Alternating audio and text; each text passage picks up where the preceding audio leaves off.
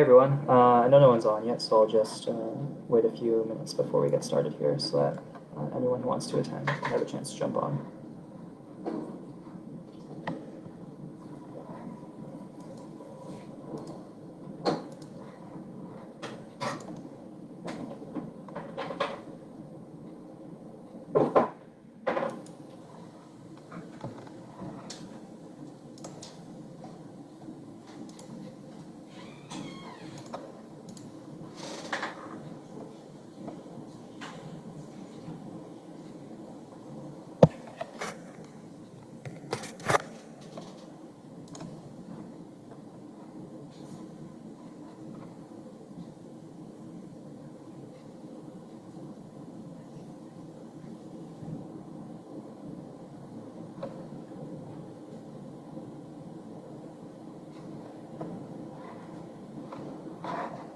Awesome. So, hey everyone, my name's Chris, and I'm a Schulich Leader alum, graduating from the University of Toronto, Engineering Science.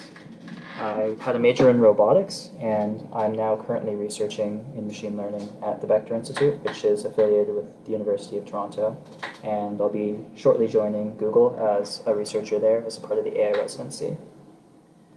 So before we've had a chance for some questions to come on, I'll talk a little bit about my experience at U of T and in engineering science as a whole. And I think for me, what really stood out in my time in university was the chance to participate in a lot of diverse sets of experiences. So in particular for me, what this really meant was I started off in management consulting and thought I was going to be a management consultant, start my own company at some point after that, and then run as a CEO. But through a lot of my experiences, both running a consulting club, as well through internships, which I had one in consulting and then later in machine learning, I really got to try a lot of different things and understand the different components of the workday that I really enjoyed, and that being solving challenging problems.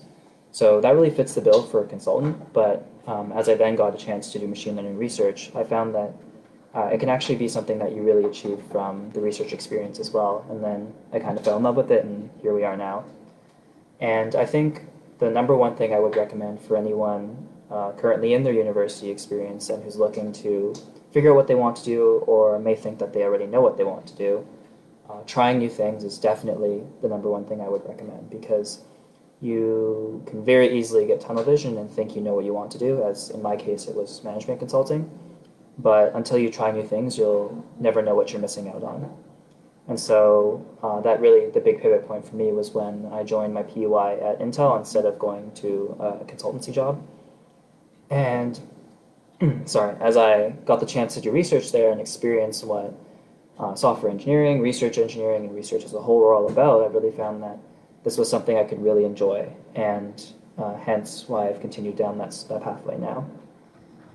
Outside of that, I also found that leading clubs and having all those different experiences really helps you throughout the interview process, whether it be for an internship or a full-time position. For instance, back in, I guess near the end of first year and partway through my second year, I had a startup called Food Scrap that I was working on with some of my fellow co-founders who I met through a competition that we won, and that's why we started the startup together. That experience was amazing for me. I learned so much from running a company to figuring out marketing analysis to as well programming, because I had to do a lot of the programming for the initial app design and initial release. And even though the company ended up not starting up and we ended up having to close it down, the experiences I gained working on that startup helped me so much in every interview process. For instance, in management consulting, it's one of the best things you can say is that you've tried doing a startup and you've had the opportunities to analyze a business, understand what makes a good business. But even from the coding perspective, when I was applying for software engineering jobs and as well the research engineering position I had at Intel, all of the experience that you have in programming your own app and in trying to figure out how to release something onto the App Store is very, very transferable to the type of work that they'd have you doing in a real world company. For instance, I guess it's pretty obvious, but like if you're working at, let's say, Google, they have apps that they maintain and have on their own app store. So those experiences definitely transfer, and they are very helpful to say that you have them. So I think taking those risks, whether they fail, as they did in my case for the startup, will definitely never hinder you and will only teach you more things. So some other couple of things I'd like to talk about is specific to the machine learning research because I guess that's my specialty now. So I started in research with that position at Intel where I was working as a research engineer there, trying to figure out how to use machine learning to triage bugs. In this case, what that really means is they have like lots of testing infrastructure that really any hardware or software company will have to ensure that the products they're releasing work well. And my job was to figure out when these tests fail and there's an automated bug that's created, how can we use machine learning to figure out what the best engineer is to work on that job, or on that bug, sorry. And so that was my first real production or real world experience into machine learning outside of courses. And from there, I really enjoyed that project and I got the chance to publish my work. And I've since continued onwards working at another private equity firm called Georgia Partners, located in Toronto. And that's where I got introduced to machine learning and security and data privacy, where I've now continued to work with my professor in exploring what the intersection of data privacy, security, and machine learning really means. And I guess I've kind of maybe pigeonholed myself in this way, but that's also what I'll be doing when I join Google. The team I'm working on will be focusing a lot on the intersection between those fields. I also forgot to say earlier, but apologies if you can hear any background noise. I live in a pretty tiny place with several people, so it's kind of inevitable that there will probably be some noise in the background. So just let me know if it's too loud at any point and I can see what I can do. But yeah, so as I got more acquainted with machine learning research, I found that there's so many cool things about the entire research field as a whole that are really, really cool to be a part of. Number one, I think it's a lot more welcoming than a lot of people might expect it to be. For instance, in a lot of cases, you can see a lot of very hardcore statistics or hardcore computer science algorithms that might prove to be a huge barrier of entry potentially. But there are so many different ways that you can use machine learning that it really allows you to apply whatever your skill is to the field. For instance, if you're more into strict programming, being able to implement a new or a new programming library that allows you to implement different machine learning algorithms has definitely been the subject of research in several conferences. For instance, like the TensorFlow paper itself is one example when it first started. That, or if you're really interested in really complex math, there's always more need for that. And if you're interested in like system level design, then that's also a huge area too, is understanding what does it mean for machine learning to act in the greater system of computer engineering and software. And then something that's almost completely tangent to that, that's a lot more new to the field of machine learning, is what is fairness and what is ethics in machine learning. And this is actually like a really important topic that a lot of people are trying to figure out and may not involve, like, for instance, designing a machine learning technique. You might just be analyzing the ethics of a pre-existing machine learning software, or you may want to design your own and understand how we can make these algorithms more fair. But there are so many different ways that you can apply your own spin to this research world and get to, I guess, take part in a really blossoming field that's caught the attention of a lot of different softwares and companies out there in the world. So I guess that's kind of my pitch for why I think machine learning research is pretty awesome. And I specify like the research as opposed to, I guess, the engineering side of things, because really what I see the research side being is the pushing the boundaries of what the current state of the art is and whatever those directions are. And then the engineering side, which is equally as important, is understanding how we can integrate those into the real world. I guess I've had some experience in both of those in my past, so I can talk to any of those. At this point, I'm also just going to talk about some of my experiences while I wait for some questions. So feel free to leave a comment below if you have any questions, and I can directly respond to those. If not, I'll just keep on talking about some of my experiences that I think might be relevant to the broader community.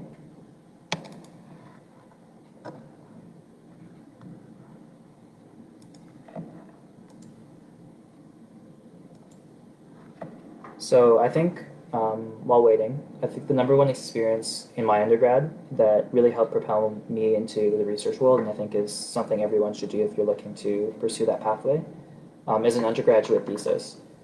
For me, I did it with the Clever Hans Lab, which is part of the Vector Institute and is run by Nicolas Paperneau.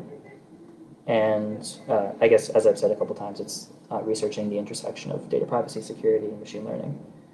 And what the goal of a thesis really is for a student to own their own research project, potentially with collaborators. to understand and explore some sort of research question. So in my case, it was understanding how a specific privacy attack called a membership inference attack can be improved, and what are some of the issues in current algorithms that lend themselves to this kind of privacy attack, and how can we improve these algorithms so that they're more robust to them. And I think this kind of experience, whether it's the research that I did or a different research topic, is so valuable if you want to be a researcher, because it really gives you the hands-on experience to understand what the entire research flow is like. From step one, creating your own research idea, to step two, being able to flesh it out, understand how this idea solves a problem in the greater research community, to carrying out that research and being able to change the research idea as you go along and understand what the real research challenges are, to then performing a lot of the different tasks, experiments, and writing up the paper. And I make it sound like this process can be pretty quick, but it can take a really long time to actually finish a paper. For instance, I started this one at the beginning of September and only recently ended up submitting it and releasing it as a preprint online near June or July. So depending on the ideas, it can take a really long time. Hey Julia, nice to see you online. Thanks for your question, which was, for everyone out here, is what was your process in researching potential employers who specialize in machine learning? So for me, I had a pretty different approach to applying to jobs back in the day, and it's really changed between, I guess, my PUI till now. So when I first was applying for my PUI position, my approach was just literally apply to every single general job I could find. And I got these by going on Indeed, LinkedIn, all the different major platforms, and just searching machine learning. That's it. I'd add engineer as well, I'd add researcher, I'd add any possible ending. Compile all the different forms, and then go to each one, submit through the general application, my resume, and a cover letter, a general public cover letter, generally one just for software, one for research, in the broader areas. And then, you'd have maybe 8 different places where you'd have the actual name of the company, and then I just change the name, maybe have a couple pre-selected sentences that might be different between groups of companies. And that was a really easy way for me to bump out anywhere between 100 to 200 applications to companies, which is great if you feel you don't really care which particular company you want to work for, and you just want to send it out as many places as you can. I guess there's one good thing, one bad thing. So one good thing is it's really low risk. You're sending out a lot of applications. It's not too much work for each one, but you're probably not going to get as many interviews as you would like. For instance, I'd send out maybe 10, hear back from a couple out of the 10, and maybe get an interview from one of them. And then obviously if it's 100, you can figure out the ratios. So what I've since realized is if there's a couple particular companies that you're really interested in, it's really good to be able to find a hiring manager on LinkedIn, or to be able to know someone at the company who might know a hiring manager or a recruiter. And just even shooting a quick email, even if they say hey, sorry, apply through this pipeline, having them know your name when they go through all the resumes will make a huge difference. For instance, when I got my job for Georgian Partners, which I was really happy to end up getting, I got it by just shooting an email to one of the managers and her saying, sure, apply through this portal. And then I definitely believe, because I had been flagged in the system, or because she had been aware of my name when they went through the resumes, I had a better chance of actually landing an interview, or at least having them be aware of my resume and reading it more thoroughly. And then from there, the interview process, it's fair game for anyone, but just getting through that screening process is really the hardest part. So shooting as many emails as you can to people without, being rude in the emails, but being polite, saying, hey, I'm really interested in this particular part of your research. I thought the way that you do this in your company is really cool. For instance, for GP, the fact that they combine machine learning and private equity really stood out to me, and the fact they have a strong team really makes a huge difference in getting past that screening process. Some other components that might make a big difference that you aren't aware of is that there are, for a lot of big companies at least, a lot of generalized screening protocols. So they might have an algorithm that goes through and screens your resume. Some things I've heard before are 2-column resumes might not get parsed properly. So there are formatting things that you might want to be careful of to make sure that your resume can pass those screening protocols. For instance, you should try to use as many keywords as possible, like put in Python if you want to do software engineering a couple times, or Java or C. Like make sure to list very clearly what those are, so that either if it's an algorithm skimming through as quickly as possible, an algorithm that's programmed, it won't fail, or if it's a person skimming through as quickly as possible, that they really catch all the important parts. I think that's really my major tips for like searching for a job and trying to land one.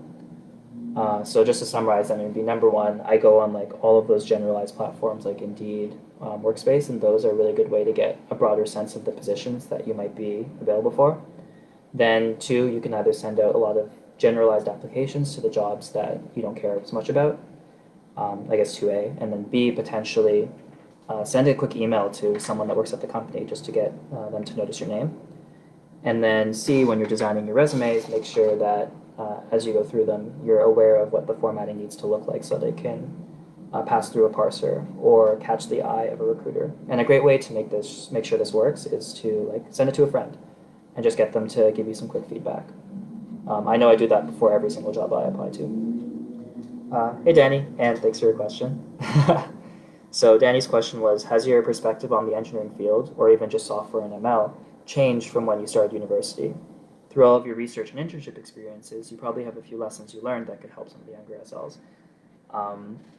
So great question. Thanks for the question, Danny. Even though I know you've graduated, it's great to have these prompts to help me direct my thoughts. So I think my perspective has definitely changed a lot since I first came into engineering. When I actually first applied to engineering science, I was interested in biomedical engineering. And then as I sort of got acquainted with software, I thought algorithms design was really cool. And then as I found out about machine learning, I thought machine learning was really cool. So I've been pretty fickle in all of my interests throughout university. And I think what's really changed is that I've learned that it's not the specific topic you end up focusing on that will really change your career, but it's just knowing that what you're currently doing interests you, drives your passion, and knowing why it does. That's important. So when I first started in biomedical, and I did research in my first summer doing that, the reason why I was really interested in it was because I wanted to help people, and I wanted to be able to make a difference. And so knowing that that was why I was so interested in biomedical engineering helped me understand why I wanted to do consulting, which was because I could have a very big impact with different consulting firms by helping businesses directly. And then also is why I'm now interested in machine learning, is because machine learning is going to be something that takes over and has a huge impact around the world. And I want to be able to ensure that these systems we have are going to work as we expect them to, because security and privacy is very tightly linked with the robustness of these algorithms. So I think to sum up what I mean here is my perspective has definitely changed. And I think the important part for someone going through it is to know that your perspective will change. And at each point to try to understand why what you're currently interested in is what you're interested in, because that will help you understand what you should do next when that time comes, or help you have a deeper grasp of whatever it is you're doing next.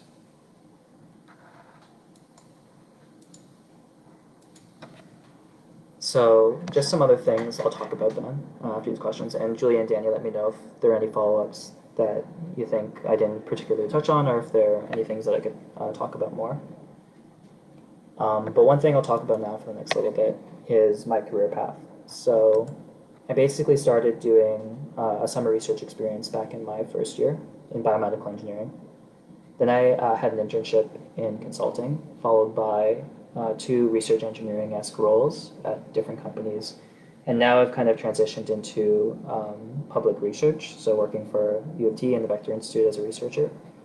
And then I'll be doing private research for Google. And I think my pathway has really been to understand how state-of-the-art machine learning research works and understand how I can contribute to it and improve it, so that at some point in the future I'll be able to design these algorithms for startups so that we can really ensure that what we're providing can help the world, but also do what we want it to do, which is why I really got stuck in the field of computer security, privacy, and machine learning. And so My pathway is a little bit different because I hope to at some point start my own company, but it's also different for another reason because I'm hopefully going to continue through research without doing a PhD. And I think that that's a pretty uncommon thing to see in the research world. Generally speaking, what this pathway really looks like is you'll do a few research internships throughout your undergrad. So maybe at U of T, basically there are a few programs where you can do research abroad. Maybe you'll do one of those, or you'll work at the university for a different prof each summer, or the same one. And then after that, you may apply for a master's program or a direct PhD. If you do the master's, you might transfer into the PhD or exit after the master's and go to industry. But generally speaking, after your PhD is where you're considered like qualified, and you'll enter either industry with a researcher title, or you'll then try to do a postdoc and then become a professor. So my main reason for not wanting to do the PhD is because I think you can still get the same experiences without having to stay at the same place for 5 years. And I think that that was important to me because I've had a lot of diverse experiences and being not really forced to, but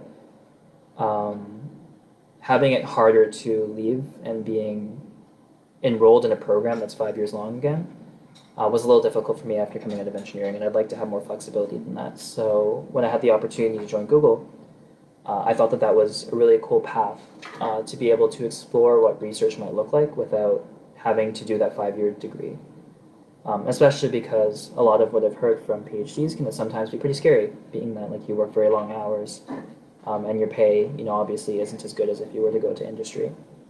So I think for anyone who might be interested in doing research, it might be something willing to explore to see if there are, for instance, in machine learning, other AI residencies. I know there's Google, Microsoft, Facebook for the machine learning world, but if there's other research areas, maybe there are programs that will be interested to undergrads at least trying it out, and then after that, maybe they'll take you in for full-time after.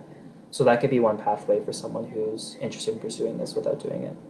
However, if you know you're 100% gung-ho, which clearly I'm not because I still want to do the startup stuff, then this could still be, then you could explore doing the PhD, and maybe that's the perfect fit for you.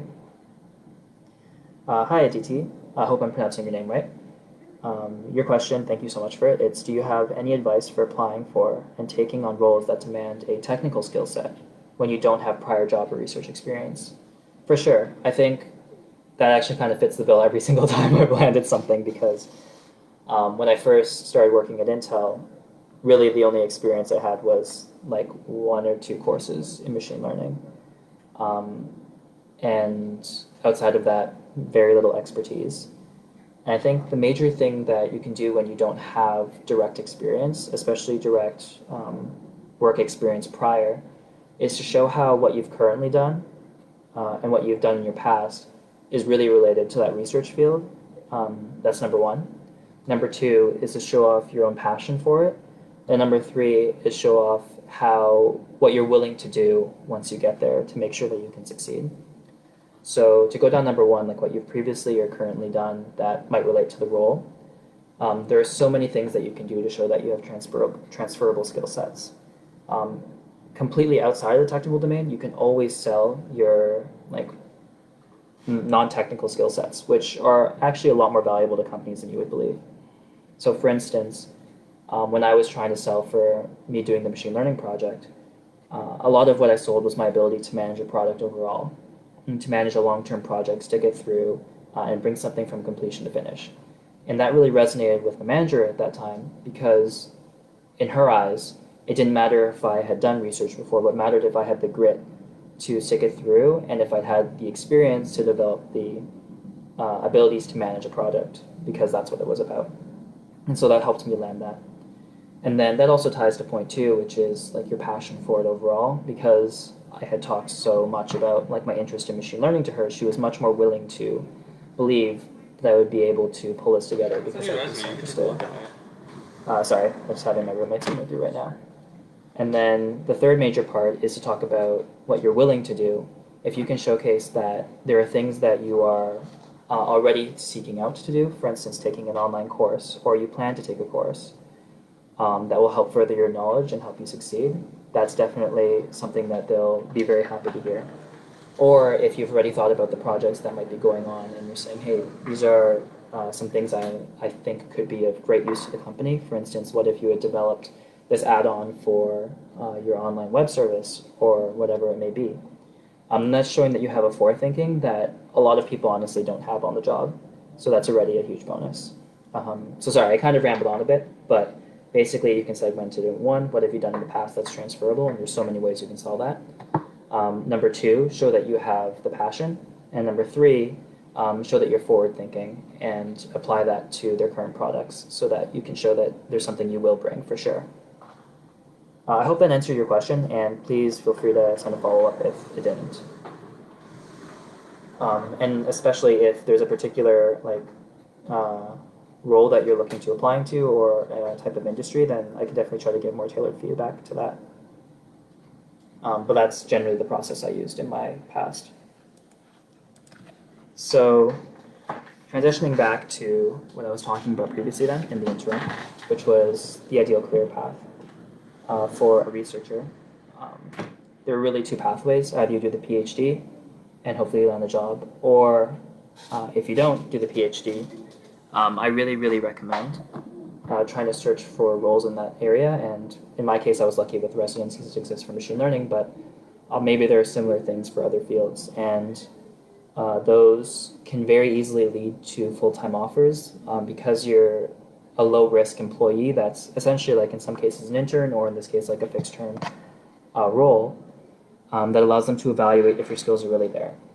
And if you believe in yourself, which I hope everyone here does, then that really can be a really good door-opening moment for your career path.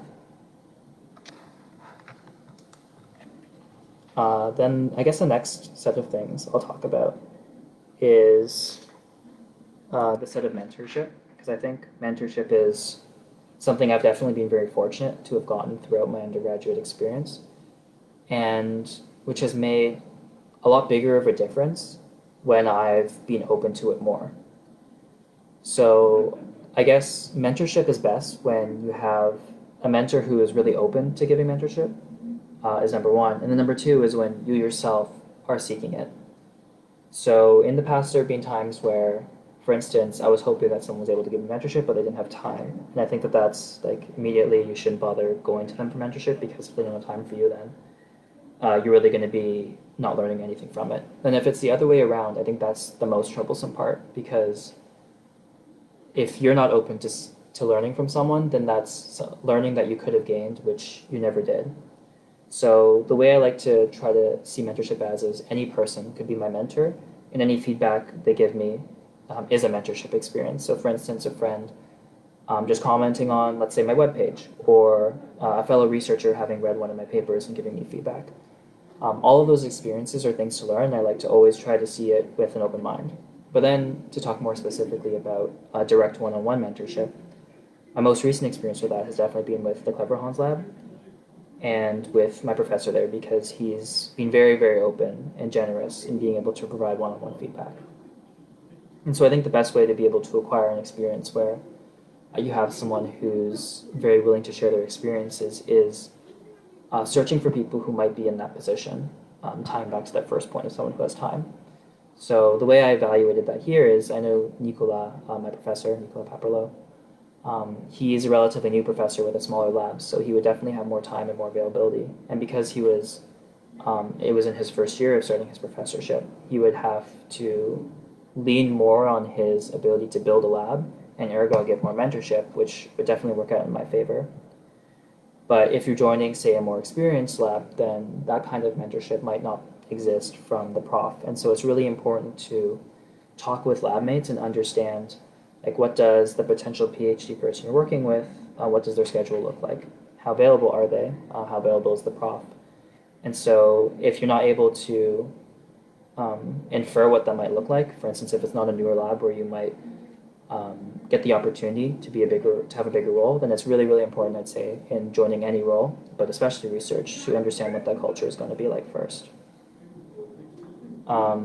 I'd say it's possibly even bigger with research, because you're going to definitely be spending more than the normal amount of time, let's say, in a workday, going through and working in that tight quarters with everyone on potentially ideas that you won't know that will work ahead of time.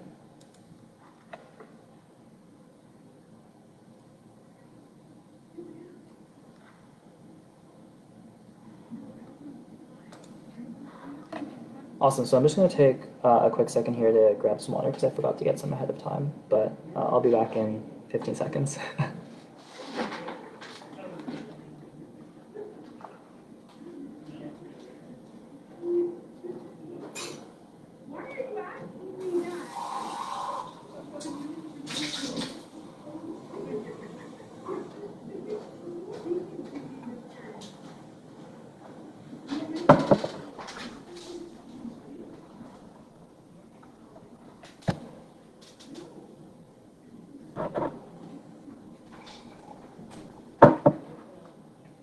Hey, thanks again for your second question, Julia.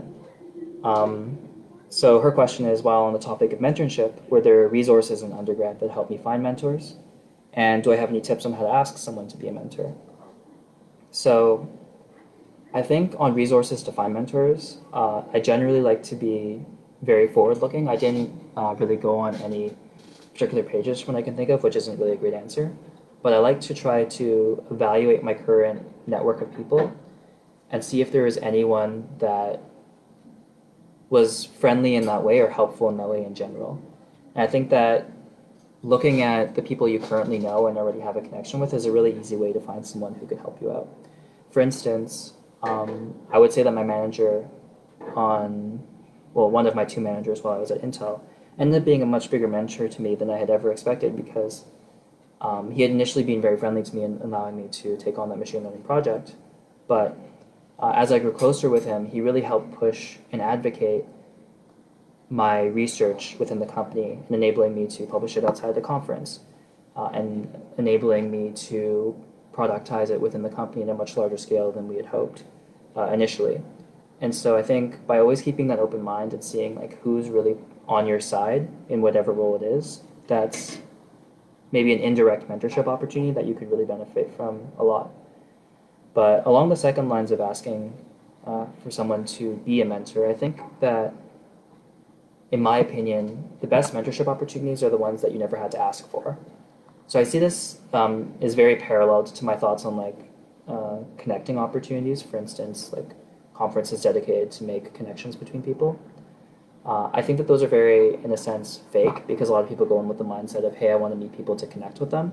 And I think the better mindset to have where you can really start to gain from these conferences is I want to make friends, for instance, or make long-term partnerships and not just a connection. And so that same mindset, I think, applies directly to how to have a good mentor. It's not a defined role where you ask someone, hey, can you meet me 30 minutes every week to give me advice? It's more of a friendship where you both indirectly acknowledge that someone has a skill that they could teach you. And you never know in a lot of cases, just because that person might be older and have more experience doesn't mean that you can't teach them as well. A great example would be, let's say, a programmer who's become really good at one particular language and you're now starting on a new one. You might be able to teach them the ins and outs of whatever new language you're learning.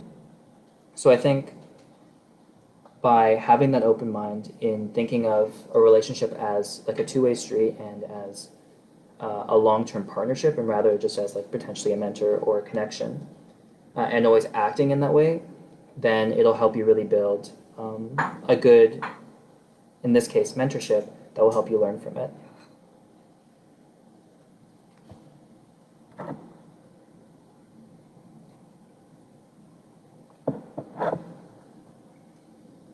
But yeah, sorry I didn't have any particular resources. I'm sure you probably don't need them.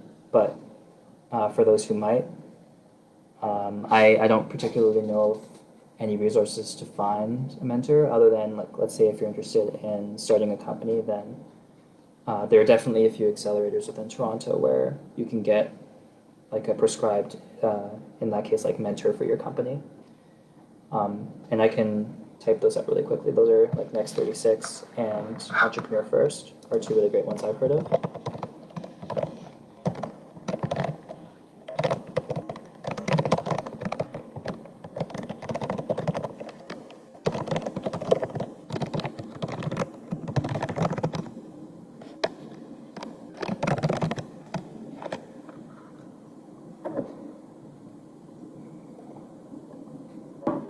But again, along the same lines, there is with those accelerators, it's always best to have someone who's really interested in pushing you on your side just because they, for instance, like you as a person, or they really like your idea. Whereas the assigned mentor you might get in a program like this might not always be the perfect mentor because they might be too busy, or they might be forced to do it, or they might be doing it just out of politeness if you asked. So having that mindset that I mentioned before, I think also applies here, is, look for the people that are really trying to empower you and who really want to help because they have like just a pure interest in it. And then you'll definitely gain more from it and also be willing to give back to them as well because it's a two-way street.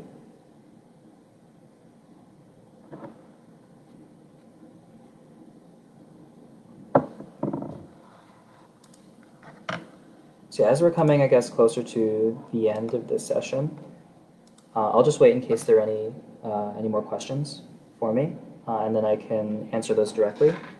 But I've pretty much covered, I guess, the major topics that I was planning to discuss. So if you missed them, feel free to watch the video over after.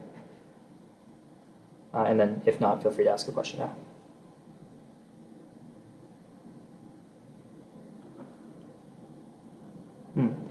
Thanks for your question, DT. Really interesting question. So her question is, it would be really interesting if I could elaborate on changing from biomedical engineering to machine learning. What influenced my decision to do that, and how was I able to effectively change fields? So in my case, what initially changed that was I had found that bio research in particular was a little bit slower than I would have liked. And I found that I really liked a fast-paced environment where you're always able to rapidly iterate on what you're doing or rapidly change ideas. So that really sparked my shift in interest from a more bio-related role to a more comp-sci-related role because obviously when you're dealing with computers, you can pretty quickly change your code. So I really liked that aspect to it. And then what enabled me to be able to switch was, I think quite frankly, the most obvious one was the fact that I was in engineering. So because I was already learning a lot of courses there, it made it very, very easy for me to.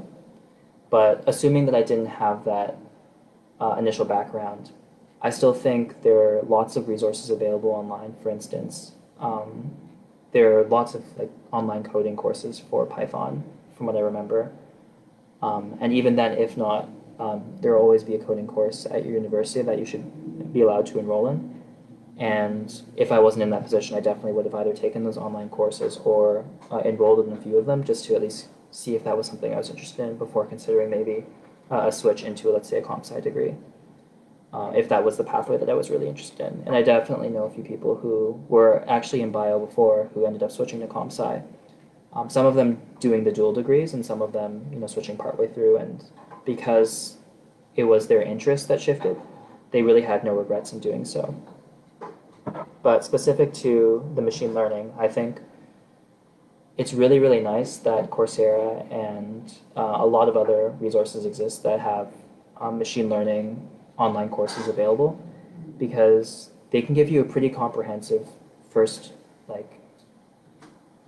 experience with the machine learning world that can really help you evaluate, A, is this the place I want to do research in or work in, and then, pursue more comprehensive courses, but also B, help you actually even land a job just after doing them because right now, at least in the machine learning world, there is so many more jobs out there than there are professionals that are able to do them.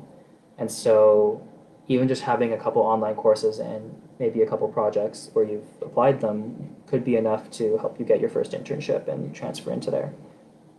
And so specifically if you're interested in machine learning, I would highly recommend, if you've never taken like a course in it before, to take those free online Coursera courses, specifically the one by Andrew Ng, because they can give you that first glance into the world and see if it's what you're really interested in.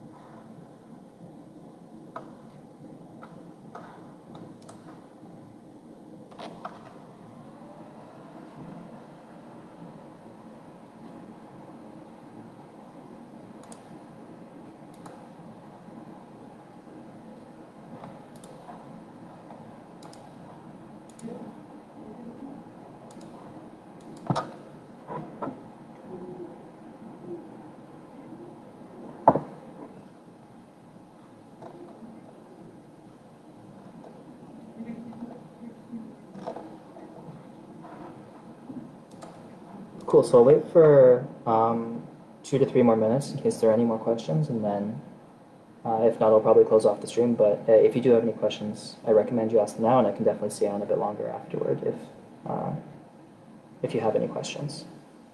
Also, I'll type it in the chat, but feel free to reach out to me either, obviously on Facebook, as I'm available here, or you can shoot me an email, and I'm more than happy to respond or set up some time where we can chat over the phone.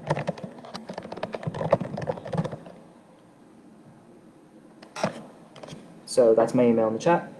Yeah, feel free to shoot me an email.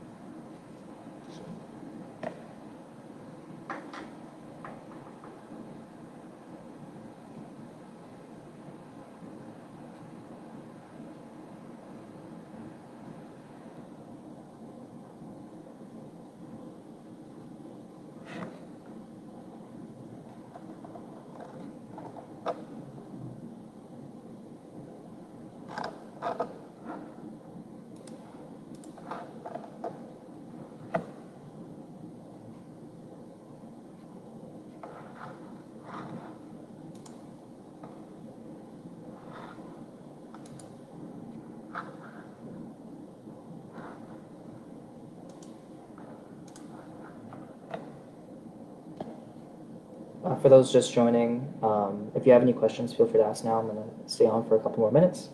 If not, feel free to shoot me an email at the email that I've posted in the chat.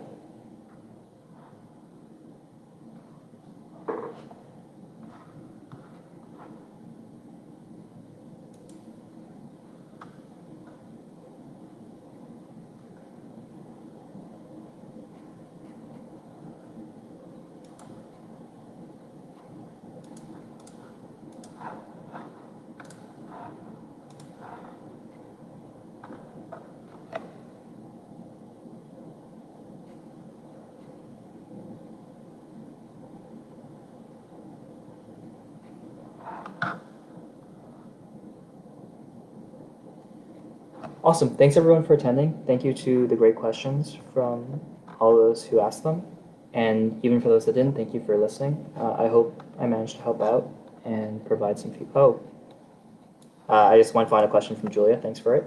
And her question is, any differences in applying to jobs in Canada versus America? And I think there's definitely a really huge difference. When you're applying to an American job, you definitely have to sell yourself a lot more to be able to land it, because any company there who wants to hire you is going to have to go through essentially the entire legal process to get you a visa. So generally speaking, anytime you're competing for a position and there's a domestic person versus yourself that can potentially do it, you have to be better than that domestic person. So I don't mean that to be intimidating in that you have to be like the top of the bunch, but I would go in with like being aware that you should practice really hard beforehand to make sure you can go in as your best self. And then the same goes true for instance, if you're like trying to apply for a job in Toronto, if you're from Toronto or anywhere in Canada, then you generally speaking have at least like a slight edge over candidates that are applying from overseas because of, strictly speaking, you have work authorization. Other than that, I think depending on the roles you're applying for, there are differences in what's needed in each area. And so, for instance, in America, if you're applying to like a software position, there are a lot more jobs which might help you out. Even though you might have more difficulty in each specific interview, just because there are so many jobs in America for software engineering, it can potentially like widen your abilities. Widen your chances. And then the other big thing is obviously the fact that if you go to the States, there's a bigger compensation difference for a lot of these software-based roles. So that's definitely something to consider, is if you're able to move and compensation is a big factor for you, you might get more of it in the States as compared to Canada. But then obviously there are other factors to consider too, because it's a different country with a different culture.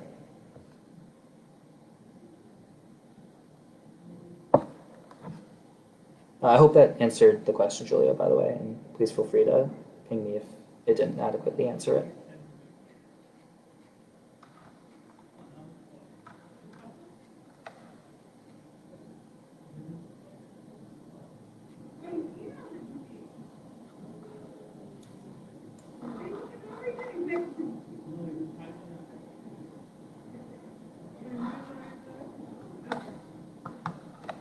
Cool. I'm going to hop off now, but again, up in the chat is my email, and I'm more than open to scheduling a quick call for anyone if there are any follow-up questions.